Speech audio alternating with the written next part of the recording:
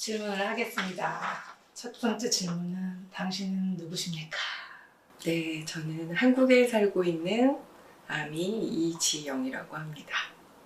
한국 어디에 사세요? 네, 저는 서울에 살고 있고요. BTS의 수영명이라는 책을 쓴 아미입니다. 그 책 얘기하셨는데 그럼 하는 일은 어떻게 되시나요? 네, 현재 한국외국어대학교 세미오시스 연구센터에서 연구교수로 일하고 있습니다.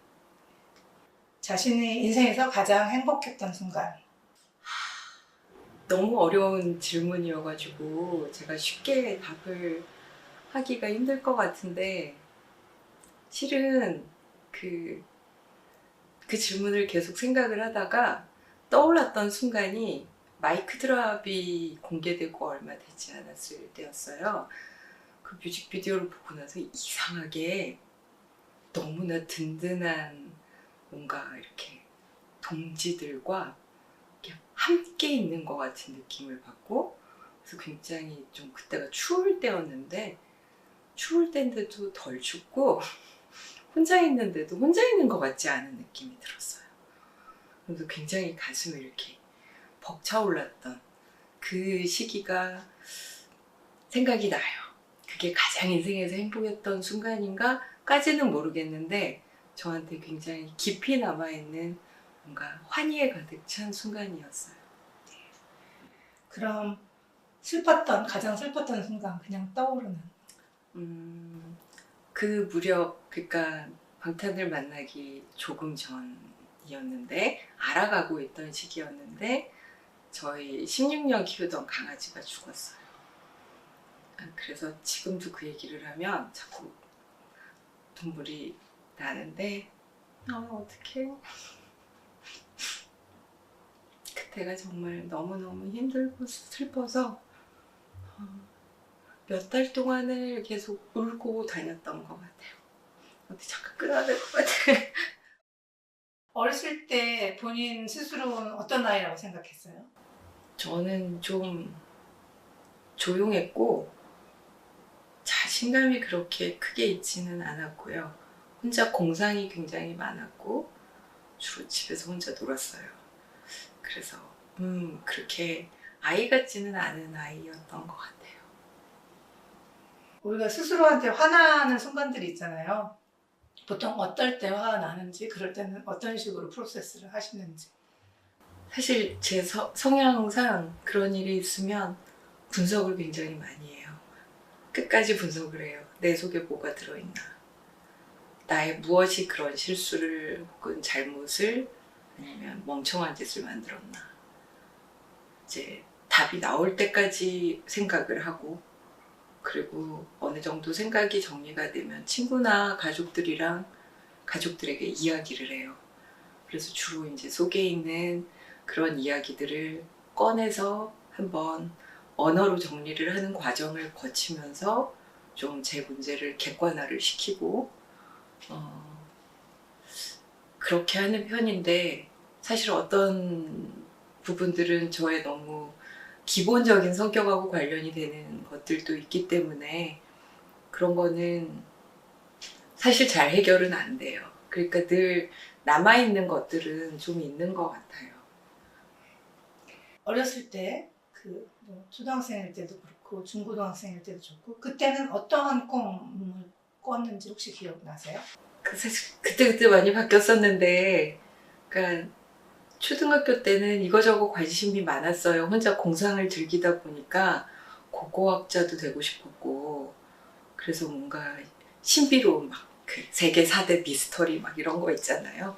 그러니까 그런 것들을 막 파헤쳐보는 것도 재밌겠다 이런 생각도 했고, 그리고 제가 옷을 되게 좋아했어가지고 옷을 만드는 일도 하고 싶다 이런 생각도 하고 그랬는데, 중학교 때는 사실 무슨 특별한 꿈을 꾸지는 않았었던 것 같고 노래를 너무 좋아했어요. 그래서 그 당시에 듀란듀란 되게 좋아하고, 그다음에 막 아하 나오고 그럴 때여서 그런 가수들을 좋아하면서 막연히 어떤 그런 자유로움이 주는 음악, 그리고 뮤직비디오에서 보이는 자유로움, 특히 그런 측면에서 마돈나가 저한테 영향을 많이 끼쳤었던 것 같아요. 한 번도 생각 못해본, 저는 카톨릭 신자였는데 그 막 굉장히 외설적인 어떤 방식으로 그 종교를 뒤집어 엎는 그런 도발 같은 걸 보면서 굉장히 쾌감을 느꼈었던 기억이 나요. 그래서 문화가 가진 힘 혹은 음악이 가진 힘이라고 하는 게 구체적으로 말로 하기는 힘들지만 어떤 분위기나 그런 느낌으로 사람에게 어떤 지향성을 주는 게 아닌가? 그래서 그때 뭔가 막연하게 자유롭게 이렇게 뭔가 억압되지 않고 내가 좀 해방되게 살 수 있는 그런 소망을 얼핏 품었었던 것 같아요. 방탄소년단을 처음 알게 된 계기는? 그때가 2017년 5월인가 6월쯤에 그 뉴스를 보고 있을 때 이 뉴스의 아래에 단독 보도도 아니고 이 아래 줄로 방탄소년단 미국 빌보드 뮤직 어워드에서 탑 소셜 아티스트상 수상이라는 글자가 사실 저한테 확 꽂혔던 이제 첫 순간이었어요.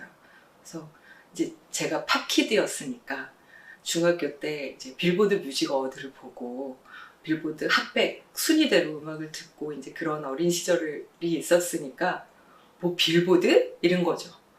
그래서 아니 우리나라 가수가 빌보드에 가가지고 상을 받아? 탑 소셜 아티스트가 뭐지?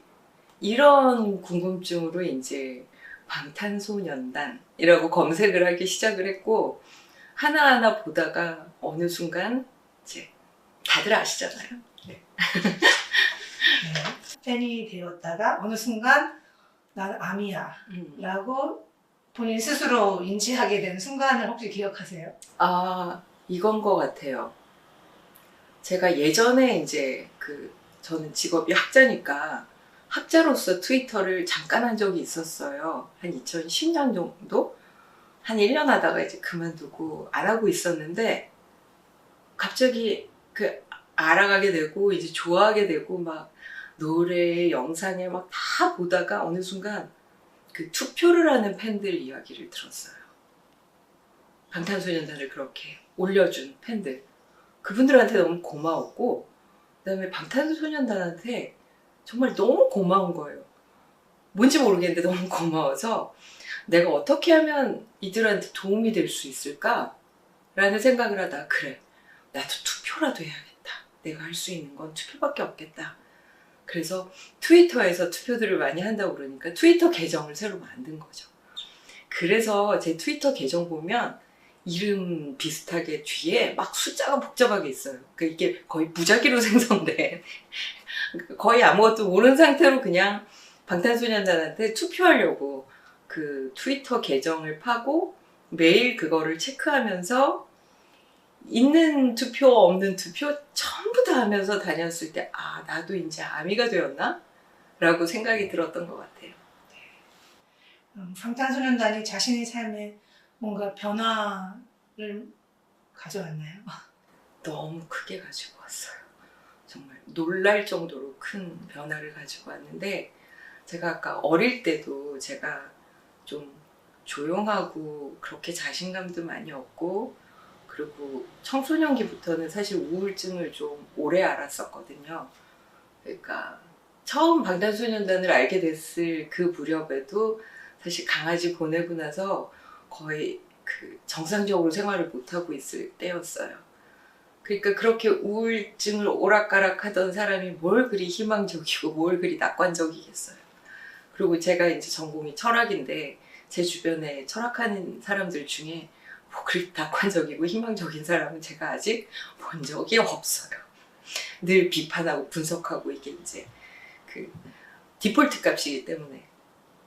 그런데 방탄소년단을 보고 특히 저한테는 아미들의 존재가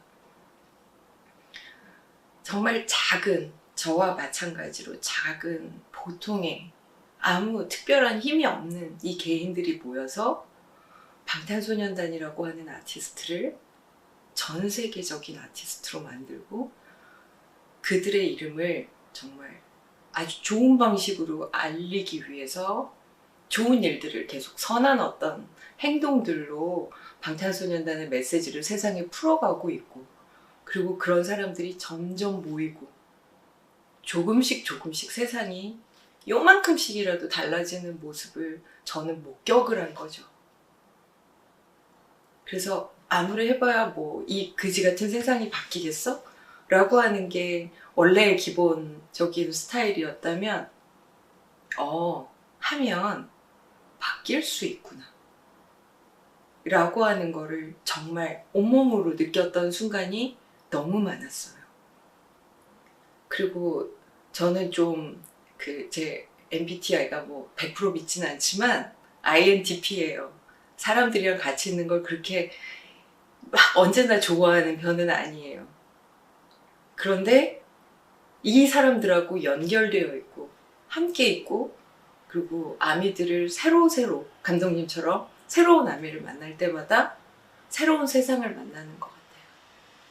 그래서 그 새로운 세상을 만나면서 저도 같이 넓어지고 그들과 함께 세상을 조금씩 좋게 바꿔나갈 수 있다는 희망, 저한테 그 희망이라는 단어를 준 존재가 방탄이랑 아미였어요. 그건 저한테는 엄청나게 큰 변화고, 주변에 아주 가까운, 이제 어렸을 때부터 오랫동안 본 주변에 가까운 사람들이 너 정말 변했어? 라고 얘기를 해요. 되게 좋게 달라졌다고. 그래서 너무 자랑스럽습니다. 그래서 BTS 예술혁명이 그 출간된 책 중에선 그래도 가장 먼저 아미들에게 다가간 책인 것 같은데, 네. 그리고 그 출간될 때 바로 영화도 같이 출간이 됐나요? 아니요, 1년 1개월 후에 출간이 됐어요, 영화는. 굉장히 많은 아미들한테서 피드백을 받으셨을 것 같은데. 네. 너무 감사한 얘기를 많이 받아서 제가 이런 얘기를 들을 만한 사람인가라는 의심이 들 정도로, 사실 오늘 아침까지도 그런 좋은 피드백들을 계속 받아요. 그러니까 저는 사실 친구가 아주 많은 그런 편이 아니었는데 진짜 든든한 친구가 너무 많이 생겼어요. 제가 슬플 때 함께 얘기를 들어주고, 제가 힘든 일이 있을 때 저를 도와주고, 그 다음에 제 이야기에 반응을 보이고, 그리고 당신의 책이 나에게 정말 큰 힘이 되었다라고 얘기해주는 분들도 너무 많았고요. 그 중에서 가장 인상적인 기억 하나가 2020년 1월에 런던 컨퍼런스에 갔을 때 만났던 분인데, 차이니즈 아메리칸이에요. 저한테 뭐라고 얘기했냐면, 지금까지 모든 학술대회 이런 데 가면 전부 다 서양 백인 남자들의 책만 인용하면서 우리가 학문이라는 거를 해왔는데, 지금 봐라. 모든 세션들에서 당신의 책을 읽고 지금 당신을 인용하면서 이야기를 하고 있다. 얼마나 놀라운 변화냐. 당신의 책이 앞으로 더 멋진 훌륭한 아미 학자들을 키워낼 수 있을 거다 라는 이야기가 잊혀지지가 않아요. 너무 여러 가지 의미로, 제가 동양 여성 학자라는 것도 그렇고, 그리고 사실 모든 학문에서 백인 남성들의 언어가 지배를 하고 있는데, 그렇지 않은 목소리가, 이게 꼭 동양 여성일 필요도 없고요. 굉장히 다양한 다른 사람들의 목소리도 충분히 들을 가치가 있고 인용할 가치가 있다 라고 하는 거를 이 아미 커뮤니티에서 보여주고 있기 때문에, 진짜 그 순간에 저 진짜 거의 울 뻔했었어요. 그리고 아미뿐만이 아니라 아미 밖의 세상에서도 연구가 필요하니까, 왜냐하면 네. 워낙 커다란 변화들이 일어나고 있으니까 되게 많이 보는 것 같아요. 그러니까 아주 훌륭한 일을 하셨습니다. 감사합니다. 자, 다음 질문은 가장 어렵다고 하시는데, 방탄소년단 노래 중 최애곡은 넘버원 BTS 송. 그건 진짜 제가 다른 데서도 질문을 받은 적이 있는데 대답을 결국은 못했었던, 그러니까 그냥 짧게 몇 곡만 얘기를 하면은요, 너무 힘들고 지친 날은 유포리아를 들으면 정화가 되고요. 그다음에 요새 제가 좀 화가 난 일이 많았었거든요. 그럴 때는 윤기의 어떻게 생각해를 들으며 그거를 잘근잘근 랩을 같이 따라한다든가, 그리고 저한테 힘이 필요할 때는 아이돌을 들으면서 정말 힘을 냈었어요. 너무 많잖아요. 지금 링톤은 마이 유니버스인데. 네, 이건 최신곡을 또 홍보하기 위한. 그래서 네, 그리고 블랙스완 나왔을 때도 정말 너무 좋아가지고 막 울면서 뮤직비디오를 봤었거든요. 그다음에 그 윤기, 자꾸 윤기라고 그러면 안 되나? 슈가. 네, 슈가의 그 인터루드. 와, 그거 나왔을 때도 제가 뭐라고 말을 못할 정도로 너무 좋았었어요. 근데 그렇게 좋았던 곡이 너무 많아가지고 진짜 세이브 미를 처음 들었을 때도 장난 아니었거든요. 그리고 저 입덕곡은 또 불타오르네란 말이에요. 그러니까 이런 질문은 너무 잔인해요. 이거는 답할 수가 없습니다. 네, 네. 저한테 몇 곡씩 얘기하시고 인터뷰 끝난 다음에 또 바꾸시는 분들도 많아요. 지금 시점에서 꾸는 꿈이 있다면? 아미들의 소우주가 상상 속의 소우주가 아니라 현실 속의 소우주가 되었으면 좋겠어요. 그러니까 방탄도 너무 좋지만 저는 정말 아미들이 좋거든요.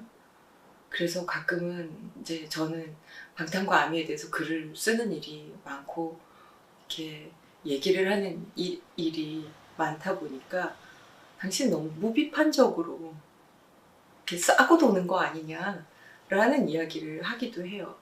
근데 거기에 대해서 정말 저는 할 말이 있습니다. 충분히 그럴 만한 가치가 있는 존재들이고, 그다음에 이 세상 어디에 잡음 없는 커뮤니티가 어디 있을 것이며 부정적인 측면이 없는 그런 사회 집단은 역사상 단 한 번도 존재한 적이 없다고 생각해요. 그런데 다른 집단에 대해서는 꼭 그렇게 부정적인 것부터 얘기해달라고 하지 않으면서 팬덤 얘기할 때는 언제나 뭔가 그 부정적인 측면에 대한 언급을 하지 않으면 제가 중립적이지 않은 사람처럼 그렇게 얘기하는데, 그 중립성이 과연 정말 중립성인가 생각해보면 저는 별로 그렇지 않다고 생각해요.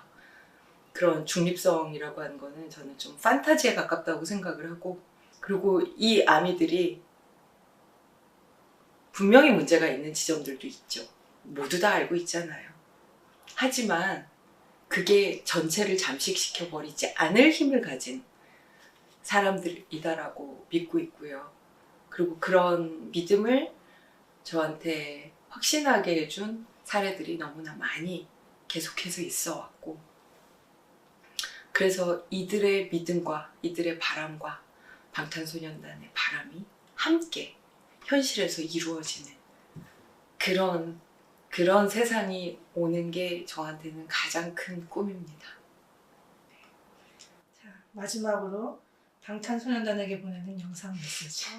영상 메시지라기보다 진짜 만날 기회가 온다면, 이렇게 딱 접한다면, 그래서 이렇게 쳐다본다면 무슨 말을 해주고 싶으신가요? 말을 못할 것 같은데요. 말을 못할 것 같은데 지금 막 갑자기 막 부끄러워지려고 그러는데 너무 고맙다라는 이야기. 너무 고맙고, 정말 고맙고, 그리고 앞으로도 지금까지처럼 그렇게 하고 싶은 음악 그냥 자유롭게 계속 했으면, 그 이상 바라는 건 없어요. 그냥 다 당신들이 원하는 대로 그렇게 해도 충분히 너무나 멋지고 좋을 거라고 믿습니다. 그래서 너무 고마워요. 라고 얘기할 것 같아요. 고맙습니다.